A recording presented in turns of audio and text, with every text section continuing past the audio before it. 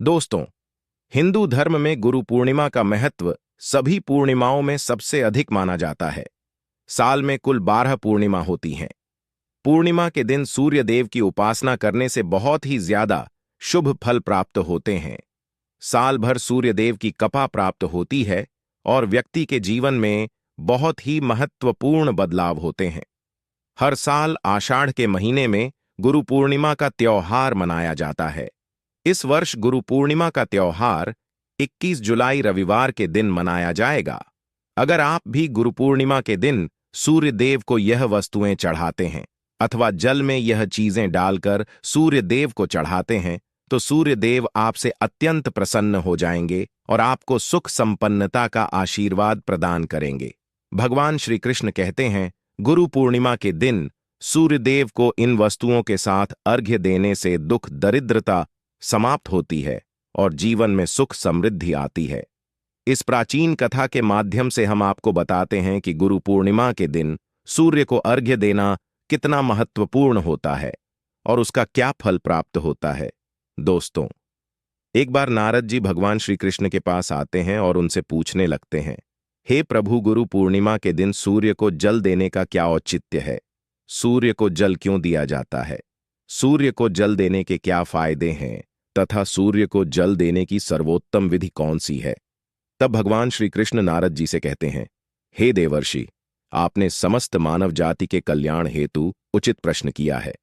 सूर्य देव की उपासना अत्यंत शुभ फलदायी है। प्रत्येक मनुष्य को सूर्य को जल अवश्य देना चाहिए। हे देवर्षि, मैं आपको एक अत्यंत पवित्र कथा सुनाता हूं, जिससे आपकी द्विधा समाप्त हो जाएगी और आपको आपके सभी प्रश्नों के उत्तर भी मिल जाएंगे। जो भी इस कथा का श्रवण करता है, उसे 100 वर्षों तक सूर्य को जल देने का फल प्राप्त होता है। इसीलिए आप इस कथा को ध्यान से पूरा जरूर सुने। दोस्तों, भगवान श्री कृष्ण ने सूर्य देव की महिमा का वर्णन करने के लिए नारद जी को एक अत्यंत पवित्र कथा सुनाई है। इस कथा में सूर्य को जल देने की सही विधि और अत्यंत शक्तिशाली सूर्यदेव के मंत्र के बारे में बताया है। इसीलिए आप सभी इस कथा को ध्यान से पूरा अवश्य सुने। इस कथा को सुनने मात्र से ही आपको सूर्य को जल देने का फल प्राप्त होता है। तो चलिए शुरू करते हैं। भगवान श्री कृष्ण कहते हैं, हे देवर्षि, प्राचीन काल की बात है। दक्षिण देश में एक अत्यंत प्राचीन शोभायमान नगरी थी। उस नगरी में देव शर्मा नाम का ब्राह्मण अपनी पत्नी कलावती के साथ निवास करता था। देव शर्मा शास्त्र ज्ञान में पारंगत था, किंतु उसने अपने ज्ञान का कभी सदुपयोग नहीं किया। उसने उसके ज्ञान का उपयोग केवल धन कमाने के लिए किया। देव शर्मा ने अपने जीवन में कभी दान धर्म नहीं किया, कभी सूर्य देव को अर्घ्य नहीं दिया। वह अत्यंत स्वार्थी और दंभी स्वभाव का था। फिर एक दिन वह वन से जा रहा था तो एक विषैले सर्प के काटने के कारण देव शर्मा की मृत्यु हो गई। मृत्यु के बाद देव शर्मा को यम के दूत यमलोक लेकर गए। वहां यमराज ने देव शर्मा के पाप और पुण्य का मूल्यांकन किया और देव शर्मा को नरक में डाल दिया। देव शर्मा अनेकों वर्षों तक नरक में सजा भुगतने लगा और फिर उसे प्रायश्चित करने के लिए फिर से मनुष्य जन्म की प्राप्ति हुई। उसका दूसरा जन्म एक गरीब शूद्र के घर पर हुआ। दूसरे जन्म में उसे अत्यंत दुख भोगने पड़े। उस शूद्र के बड़े होते ही उसके पिता ने उसका विवाह एक युवती से करा दिया और फिर वह उस युवती के साथ वन में ही झोपड़ी में रहने लगा। विवाह के बाद अनेक वर्षों तक उस शूद्र को कोई संतान नहीं हुई। इसीलिए वह और भी अधिक दुखी रहने लगा, लेकिन इतने में ही उसके दुख समाप्त नहीं हुए। कुछ वर्षों के बाद दैव योग से उसके शरीर में भयंकर कोढ़ का रोग उत्पन्न हुआ और वह भयंकर कोढ़ के रोग से पीड़ित हो गया। उसके शरीर पर अनगिनत जख्म हुए जिनसे पस निकलता रहता था। वह कोढ़ी शूद्र अब कुछ काम भी नहीं कर सकता था और दिन भर घर पर ही पड़ा रहता। उसकी पत्नी एक पतिव्रता नारी थी। उसने पति को कोढ़ होने के बाद भी उसका साथ नहीं छोड़ा और वह उसकी नित्य सेवा करती रहती थी। वह अपने पति को ही परमेश्वर मानकर उसकी पूजा करती थी, उसके लिए भोजन का प्रबंध करती थी, उसे स्नान करती थी। वह शूद्र अनेक बार मन ही मन सोचता रहता था कि किस जन्म के पाप के कारण उसे यह कोढ़ रोग हुआ। ऐसा सोचते हुए वह बहुत ही निराश और उदास रहने लगा। फिर एक दिन उसके द्वार पर एक साधु पधारे।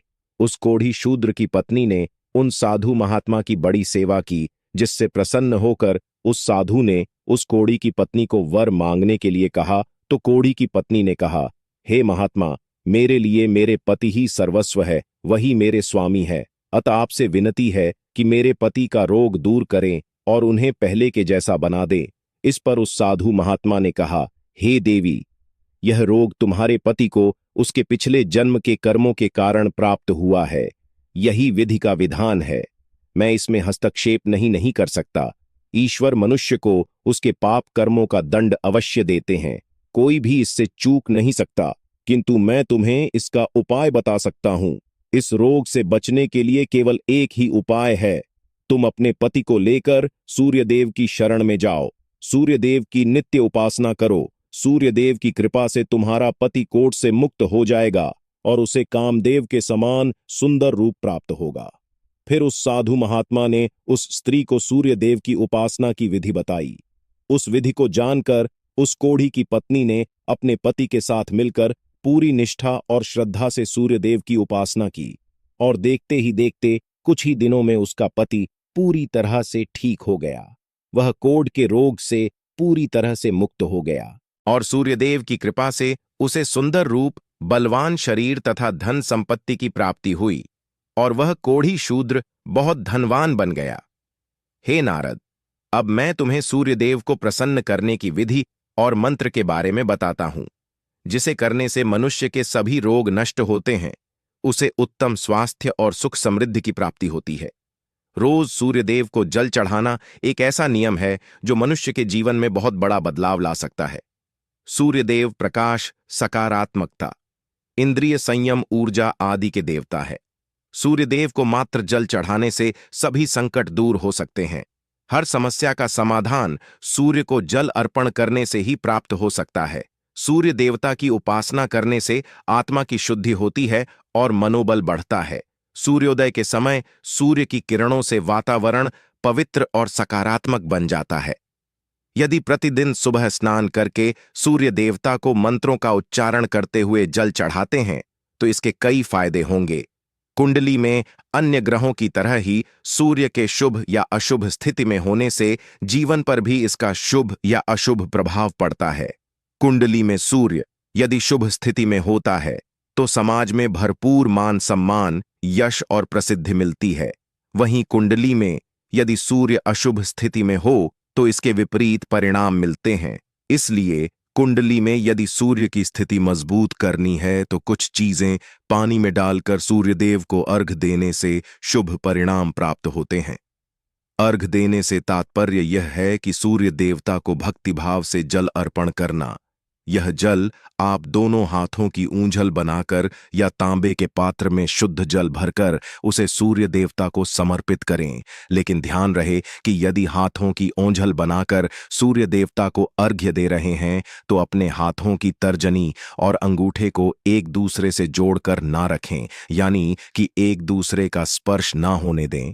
दोनों हाथों के अंगूठे को फैलाकर रखें। यदि हम तर्जनी और अंगूठे को जोड़कर रखते हैं तो यह राक्षसी मुद्रा बन जाती है और इस मुद्रा में सूर्य को अर्घ्य देना अशुभ माना जाता है। यदि आप पात्र में जल भरकर सूर्य देवता को अर्घ दे रहे हैं तो भी उस पात्र को दोनों हाथों के अंगूठे का स्पर्श ना हो, इसका ध्यान रखें। अर्घ्य देते समय अपने दोनों हाथों को ऊपर उठाकर पात्र को पकड़े और सिर झुकाकर रखें। सूर्य देवता को अर्घ हमेशा सूर्योदय के समय देना चाहिए। उगते हुए सूर्य की उपासना करना हमेशा ही शुभ होता है। सूर्योदय के 2 घंटे बाद अर्घ देने का कोई भी औचित्य नहीं होता है। यदि किसी कारणवश आप सूर्योदय के समय अर्घ ना दे सके तो 3 बार अर्घ्य देने के बजाय 4 बार अर्घ दें और सूर्य देवता से क्षमा मांग ले। इससे दोष कम हो जाता है। सूर्य को जल तांबे के पात्र में ही देना चाहिए। तांबा को सूर्य देव की प्रिय धातु माना गया है, इसीलिए सूर्य को जल देने के लिए केवल तांबे से बने पात्र का ही प्रयोग करना चाहिए। अन्य धातुओं से बने पात्रों में सूर्य को अर्घ्य देने से कोई लाभ प्राप्त नहीं होता है। परमात्मा ने सूर्य को जगत में प्रकाश करने, संचालन करने, अपने तेज से शरीर में ज्योति प्रदान करने तथा जठराग्नि के रूप में आमाशय में अन्न को पचाने का कार्य सौंपा है। इसी कारण से तांबे के पात्र में रखे जल को पीने से व्यक्ति पेट से जुड़े रोगों से भी मुक्त हो जाता है। उस तांबे के पात्र में गंगा जल या पवित्र नदियों का जल भरे। यदि ऐसा संभव नहीं है तो शुद्ध जल का प्रयोग करें। मात्र जल से कभी भी अर्घ्य नहीं देना चाहिए। जल के पात्र में जल के साथ मुख्य रूप से कोई भी लाल फूल, लाल चंदन और अक्षत जरूर डालें। आप चाहे तो इस जल में थोड़ा सा घी, शहद, दूध या गुड़ इत्यादि भी मिला सकते हैं। खासकर गुरु पूर्णिमा के दिन जल में कुमकुम, लाल फूल और अक्षय डालकर सूर्यदेव को जल चढ़ाना चाहिए। सूर्यदेव का लाल फूल और कुमकुम से ही सूर्यदेव का स्वागत किया था। अगर आप भी सूर्यदेव को इस प्रकार से अर्घ्य देंगे तो निश्चित है सूर्यदेव आपकी मनोकामनाएं को पूर्ण करेंगे। सूर्यदेव को अर्घ्य देने का सही समय तब होता है जब सूर्य लालिमा लिए हो, अर्थात जब प्रातःकाल में सूर्य लाल रंग का दिखाई दे तो उस समय अर्घ्य देना सर्वश्रेष्ठ फल देता है। मित्रों, यदि सूर्य को अर्घ्य देने का संकल्प लिया है तो यह संकल्प कभी नहीं तोड़ना चाहिए। जितने दिनों का भी संकल्प लिया हो उतने दिन सूर्य को अर्घ्य अवश्य देना चाहिए। यदि आप संकल्प को पूरा नहीं कर सकते तो ऐसा संकल्प नहीं करना चाहिए, इससे सूर्यदेव रुष्ट हो जाते हैं। भगवान श्री कृष्ण ने सूर्यदेव को जल देने का मंत्र बताया है जिसका उच्चारण अवश्य ही करना चाहिए। वह मंत्र इस प्रकार है। सूर्य को अर्घ्य देते समय मन ही मन ओम ह्राम ह्रीं ह्रौं स सूर्याय नम, इस मंत्र का उच्चारण करके सूर्य को जल देने से दरिद्रता का अंत होता है और व्यक्ति को सुख समृद्धि की प्राप्ति होती है। दोस्तों, सूर्यदेव की महिमा अपरंपार है और प्रतिदिन ही हमें उनका आभार मानना चाहिए, परंतु शास्त्रों में मुख्य रूप से पूर्णिमा के दिन का महत्व अधिक होता है। इसलिए अपनी कुंडली से सूर्य दोष को दूर करने के लिए गुरु पूर्णिमा के दिन विशेष रूप से सूर्य देवता का उपवास रखना चाहिए और सूर्य से संबंधित वस्तुओं का दान करना चाहिए। सूर्य देव से संबंधित वस्तुएं हैं तांबा, गेहूं, गुड़, चंदन तथा पीले रंग के वस्त्र आदि। इन वस्तुओं का गुरु पूर्णिमा के दिन दान करने से व्यक्ति के सभी दुखों का अंत होता है। यदि व्यक्ति बीमार है अथवा घर में सूतक है या अन्य कोई समस्या है जिसके कारण वह सूर्य देव को अर्घ्य नहीं दे पा रहे हैं तो इसके लिए शास्त्रों में मानस पूजा का प्रावधान किया गया है, यानी कि मनुष्य अपने मन में ही सूर्य देव को अर्घ्य दे सकते हैं। सूर्योदय पूर्व दिशा से होता है और यदि किसी कारणवश सूर्य देवता दिखाई नहीं दे रहे हैं तो आप उनका मन ही मन स्मरण करके पूर्व दिशा की ओर मुख करके उन्हें अर्घ्य दे सकते हैं, लेकिन कभी भी सूर्य को अर्घ्य देने का संकल्प ना छोड़े। तो दोस्तों, इस प्रकार से आप भी सूर्य देव को अर्घ्य देकर सूर्य देव की कृपा प्राप्त करें। आपको यह कथा कैसी लगी कमेंट करके जरूर बताएं। जानकारी अच्छी लगी तो वीडियो को लाइक जरूर करें। कमेंट में जय सूर्यदेव और साथ ही चैनल को सब्सक्राइब करें। आप सभी का धन्यवाद।